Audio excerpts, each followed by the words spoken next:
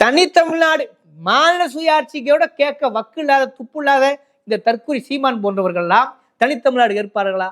உனக்கு வக்கு இருக்கிறதா, துப்பு இருக்கிறதா, திராணி இருக்கிறதா? நான் கிழிச்சு விடுவேன், நான் வெடிச்சு செதறிடுவேன். வெறும் வாய்ஸ் நம் தடுத்துக்கு வரும் கத்தின் ஒரு புத்தகம் தான். அந்த இடஒதுக்கீட்டு உரிமை, இடஒதுக்கீட்டு வரலாற்றில் முதன்மையாக சிகரமாக உண்மையிலே பாடுபட்டவன் யார்? அவர் இன்னும் சரியா சொல்ல வேண்டுமானால் பிஜேபி பயணம் சொல்லணும்னாக்க உண்மையான இந்துக்களுக்கு பாடுபட்டவன் யார்? குறிப்பாக பிற்படுத்தப்பட்ட, ஒடுக்கப்பட்ட, தாழ்த்தப்பட்ட பழங்குடி மக்களுக்கு, சிறுபான்மை மக்களுக்கு ஆதரவாக, அவர்கள் உரிமைக்காக இவர்கள் பயணிட்டு சொன்ன இந்துக்களுக்காக போராடியவர் யார்? தந்தை பெரியார். ஏன் பெரியாரை பற்றி பேசும்போது இவ்வளவு உணர்ச்சி வசப்பட வேண்டியிருக்கின்றால், நான் அவனால் பலன் பெற்றிருக்கிறேன், அவனால் நான் பகுத்தறிவு பெற்றிருக்கிறேன், அவனால் நான் பொது எதிரி யார் என்று இனம் கண்டிருக்கிறேன், அவனால் இடஒதுக்கீட்டு உரிமையை அனுபவித்திருக்கிறேன், அவனால் கல்வி கற்றிருக்கிறேன். அந்த கிழட்டு சூரியனால் என் இருள் கிழிக்கப்பட்டிருக்கிறது. அந்த அடிப்படையில் ஊடகத்துறை 80% மேல் இருக்கிறார்கள்.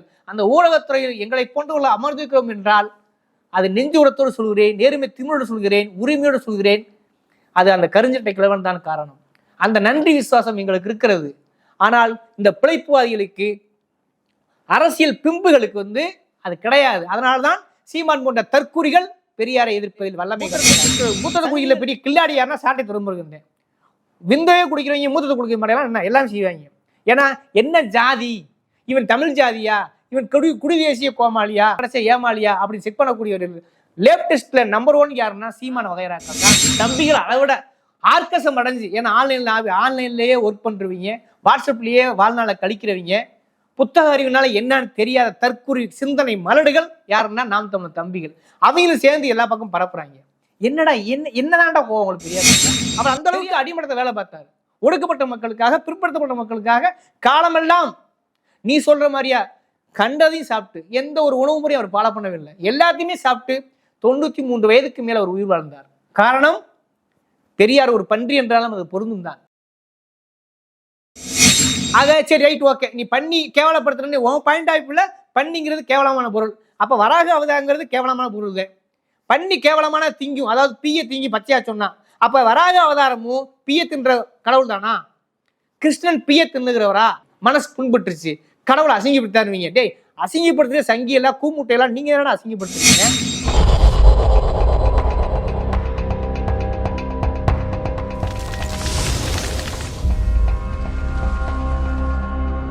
வணக்கம், இது சொல் புதிது, நான் உங்கள் தவம்.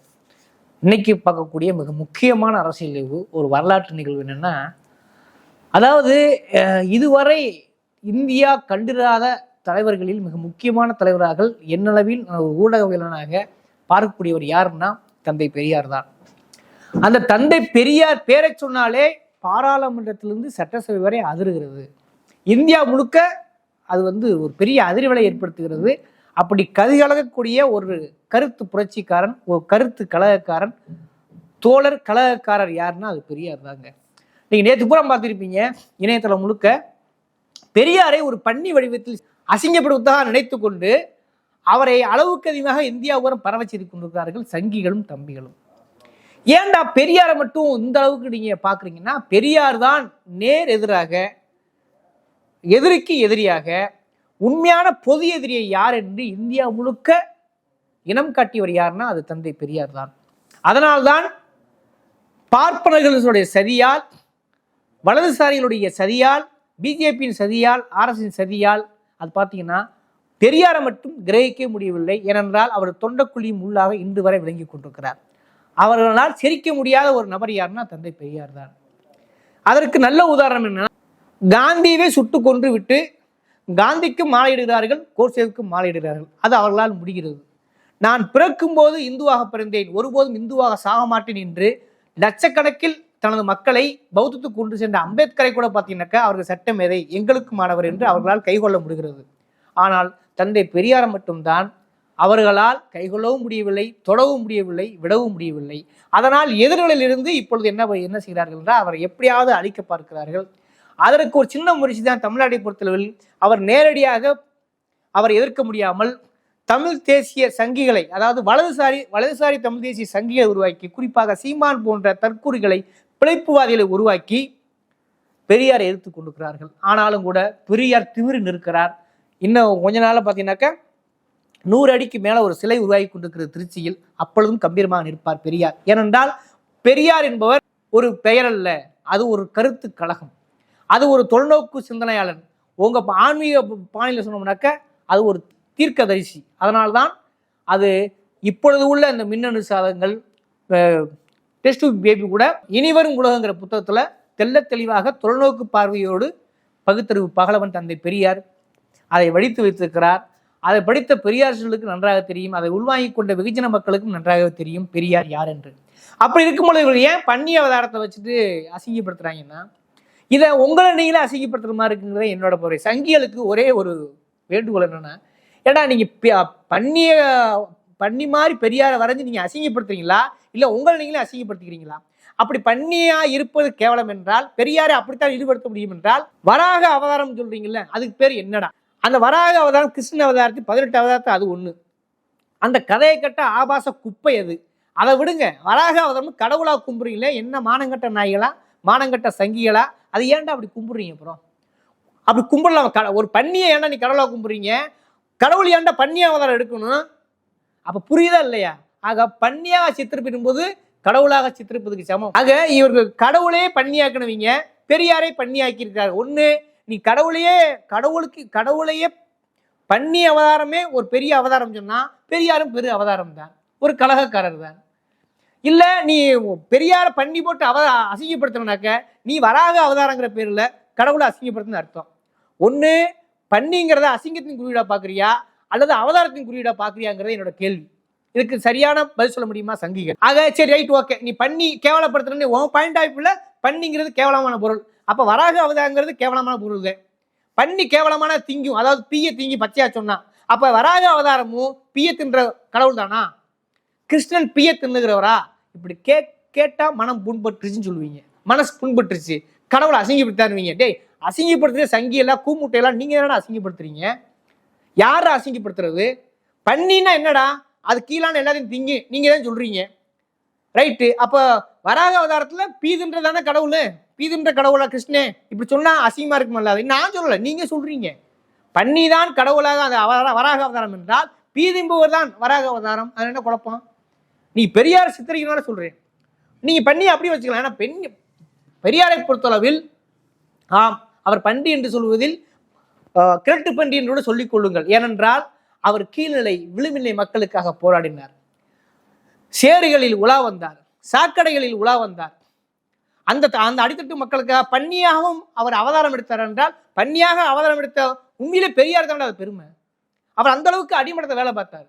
ஒடுக்கப்பட்ட மக்களுக்காக, பிற்படுத்தப்பட்ட மக்களுக்காக காலமெல்லாம் நீ சொல்ற மாதிரியா கண்டதையும் சாப்பிட்டு எந்த ஒரு உணவு முறையும் அவர் ஃபாலோ பண்ணவில்லை. எல்லாத்தையுமே சாப்பிட்டு 93 வயதுக்கு மேல அவர் உயிர் வாழ்ந்தார்.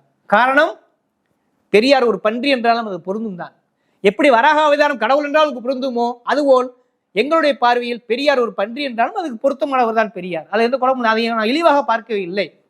ஆக இழிவுபடுத்துவது யார்? சங்கிகள். சரி, இவங்க சங்கிகள் எப்படி இழிவுபடுத்துறாங்கன்னா, தம்பிகள் அதை விட ஆர்கசம் அடைஞ்சு, ஏன்னா ஆன்லைன்லேயே ஒர்க் பண்ணுறவங்க, வாட்ஸ்அப்லேயே வாழ்நாளை கழிக்கிறவங்க, புத்தக அறிவுனால என்னன்னு தெரியாத தற்குறி சிந்தனை மலடுகள் யாருன்னா நாம் தமிழர் தம்பிகள். அவங்களும் சேர்ந்து எல்லா பக்கம் பரப்புறாங்க. என்னடா என்னதான்டா கோவம் உங்களுக்கு பெரியார் மேல? பெரியார் மூத்தது கூட சும்மா இருக்க மாட்டலடா நீங்க. இப்ப அந்த எல்லா நண்பர்களும் பேசிய விஷயம் தான் திரும்ப பேச வேண்டியிருக்கிறது. பெரியார் வரைந்த அந்த கார்டூன்ல பாத்தீங்கன்னாக்க அரப்பாய்க்கன் மூத்திரம் மிச்சம் இருக்குது. பாதி மூத்தத்தை குடிச்சவன் யாரு? அது மூத்தத்தை குடிக்கல பெரிய கில்லாடி யாருன்னா சாட்டை திரும்ப விந்தவே குடிக்கிறவங்க மூத்தத்தை குடிக்க மாட்டேன் என்ன எல்லாம் செய்வாங்க. ஏன்னா என்ன ஜாதி இவன்? தமிழ் ஜாதியா இவன்? குடி தேசிய கோமாளியா, கடைசி ஏமாளியா அப்படின்னு செக் பண்ணக்கூடிய ஒரு லேப்டெஸ்ட்ல நம்பர் 1 யாருன்னா சீமான வகைராக்கள் தான். பெரியாரோட பாதி பாய்க்கடைக்கானமே இந்த கார்னிஷ் பாலான்னு ஒருத்தர் இருக்கான். அவளை நல்லா இருந்தவன் நாசமா பண்ண மாதிரி சொல்றது. இன்னைக்கு பெரியார் வெறியனாக மாறி இருக்கிறார். அந்த ஆளுமே நமக்கு ஒரு காலத்துல ஒரு நல்ல மரியாதை இருந்தது. ஆனா இன்னைக்கு இந்த குடிதேசிய அரசியலில், அதாவது சாதி வெறி அரசியல் கொண்டு கொண்டிருக்கிறார். அந்த படத்தை அவர் தான் போட்டாரான்னு தெரியல. போட்டா தில் இருந்தா, திராணி இருந்தா, தெம்பு இருந்தா, நேர்மை திமிர் இருந்தா அந்த படத்துக்குள்ள யாரு வரைஞ்சான்னு பேர போட முடியாதா? அதை கூட ஒழுங்கு நாணயம் தான், அறிவு நாணயத்தோட ஒத்துக்கொள்ள முடியல. நீங்களா எப்ப பெரியாரை கரைச்சு குடிக்க போறீங்க? பெரியாரை எப்படி எதுக்கு போறீங்க? நீங்க எந்த அளவுக்கு பெரியாரை எதுக்குறீர்களோ அந்த அளவுக்கு விசுவரம் எடுப்பார் பெரியார். உங்க பாயிண்ட் ஆஃப் வியூ சொன்னாக்க அந்த அளவுக்கு அவதாரங்கள் எடுத்துக்கொண்டே வருகிறார் பெரியார். 18 அவதாரம் சொல்றீங்க. 18 அவதாரத்துக்கு மேல் கிட்டத்தட்ட 50 அவதாரம் எடுத்தது யாருன்னா தந்தை பெரியார் தான். உங்களை அழிப்பதற்காக, வலதுசாரிகளை அழிப்பதற்காக, சங்கிகளை கதவிடுவதற்காக, தம்பிகளை பதவிடுவதற்காக களங்கண்ட சிங்கம் யாருன்னா அது பகுத்துறவு பகலவன் தந்தை பெரியார் தான். நான் இவ்வளவு ஏன் உணர்ச்சிவசமா பேசணும்னா, தந்தை பெரியாரால் நான் இந்த இடத்தில் இந்த ஊடகத்துறை கிட்டத்தட்ட சொல்ல வேண்டுமானால், சரியா சொல்ல வேண்டுமானால், அது ஐஐடியா இருக்கட்டும், அணு உலை கழகமா இருக்கட்டும், கிரிக்கெட் வாரியமா இருக்கட்டும், உயர்நிலை கல்விகளா இருக்கட்டும், இந்தியாவின் முதன்மை செயலாளராக இருக்கட்டும், அதிகாரத்தை தீர்மானிப்பவராக இருக்கட்டும், அதிகார வர்க்கமாக இருக்கட்டும், பணக்கார வர்க்கமாகட்டும், கிட்டத்தட்ட 70-80% நீதித்துறையா இருக்கட்டும், எல்லாவற்றிலுமே 80% மேல் பார்ப்பனர்கள் தான் இந்தியாவின் தலையெழுத்து எழுதி கொண்டிருக்கிறார்கள். அதன் அதிகாரமயமாக இருப்பது பார்ப்பனியம் தான். அப்படியான அதிகாரமயத்தை ஒரு கேள்வி கேட்டு ஒரு கிடுகிடுக்க வைத்து அதிலும் பிற்படுத்தப்பட்டோர் என்று ஒரு இடத்துக்கு எல்லா துறையிலும் போயிருக்கிறார்கள் என்றால் அதற்கு ஒற்றை காரணம் தந்தை பெரியார் தான்.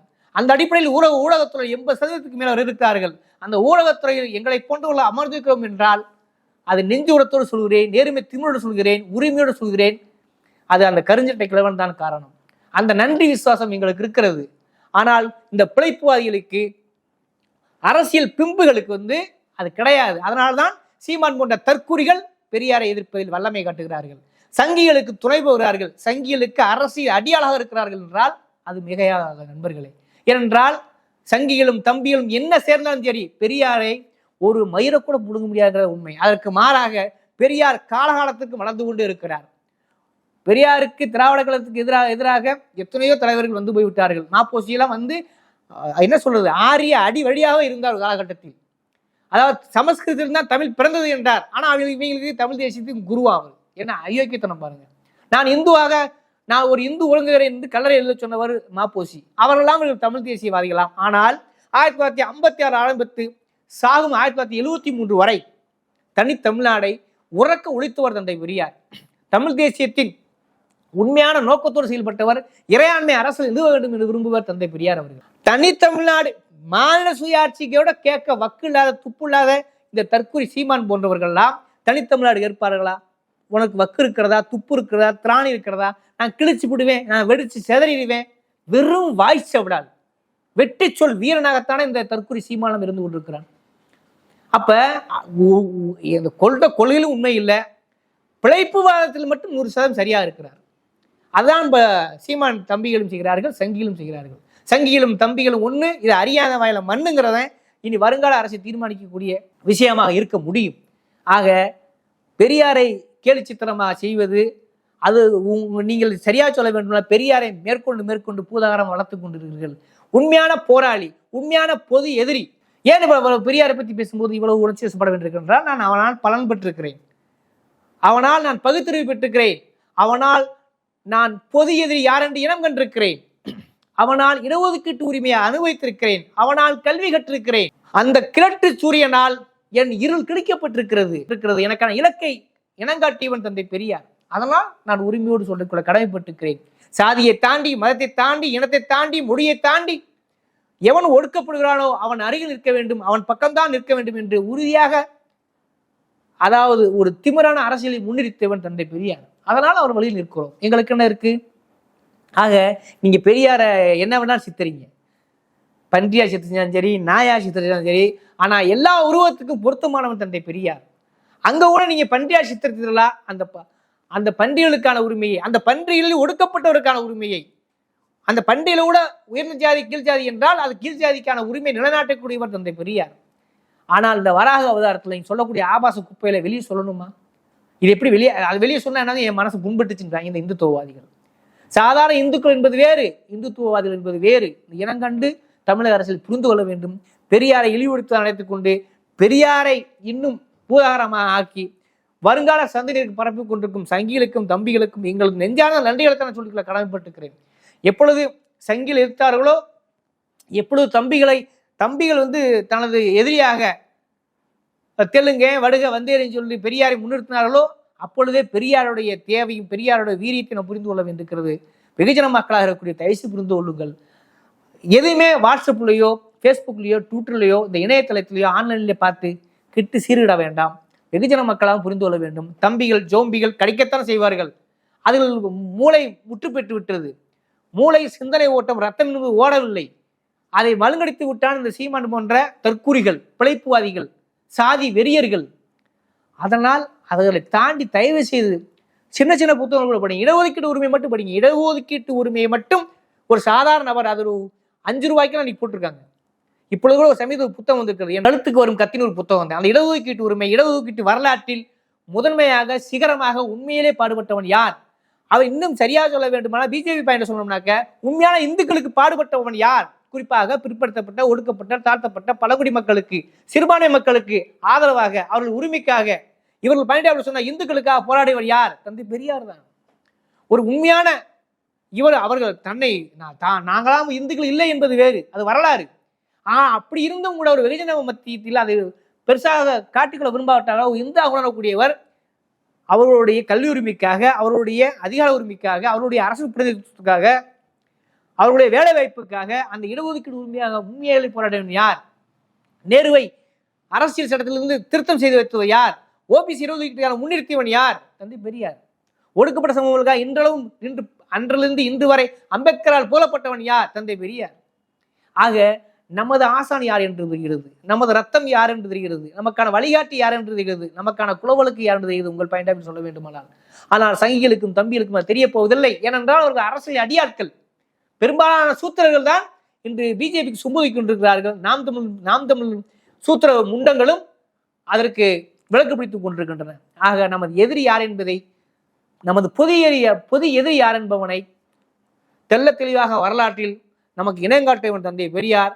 அவரை இழிவுபடுத்துவதாக நினைத்துக் கொண்டு அவர்களை பெரிய அளவு பிரச்சாரம் செய்யக்கூடிய சங்கிகளுக்கும் தம்பிகளுக்கும் திரும்ப ஒரு முறை நன்றிகளை சொல்லிக்கொள்ள கடமைப்பட்டுக்கிறேன். இதுபோல் இன்னொரு சந்திக்கிறேன். நன்றி, வணக்கம்.